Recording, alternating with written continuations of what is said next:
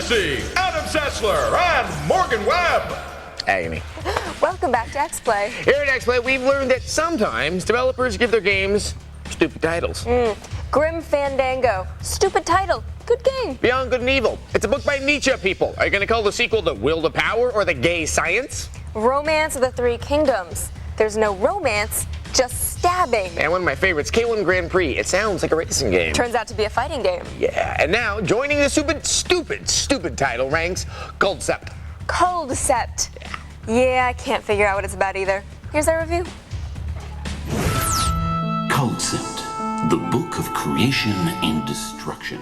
Before you get too excited about the pretty graphics, let me point out that Culdcept might be the first game in history where your sidekick is a staff with a human head. Kinda curbs your enthusiasm, huh? Fortunately, this game has some good points. A lot of good points, actually. Culdcept is basically a cross between Monopoly and a collectible card battle game. You start the game with a deck of 50 magic cards.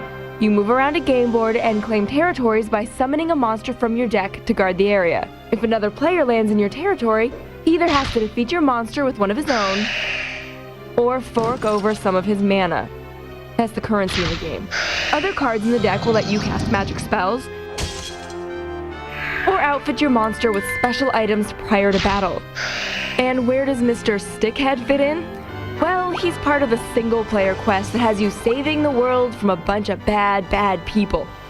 So of course, besides the fun inherent in reading through a bunch of text messages, it's really pretty stupid. So the less we say about that, the better.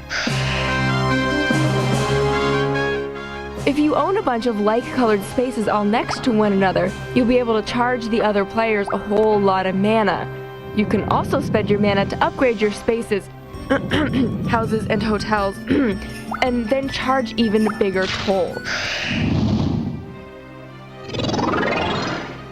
The card battles are mostly easy to understand until you start getting some of the more rare and powerful cards.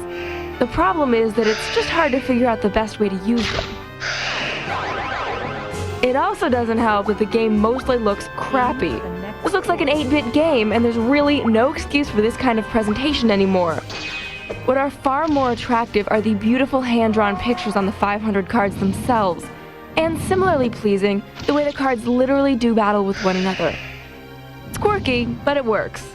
So, with goofy, hard-to-peg gameplay, inferior graphics, and hands down, one of the worst names we've ever heard, we're pretty sure that Culdcept isn't going to sell very well. And that's too bad, because the game's accessible enough for the newbie, yet deep enough for the hardcore.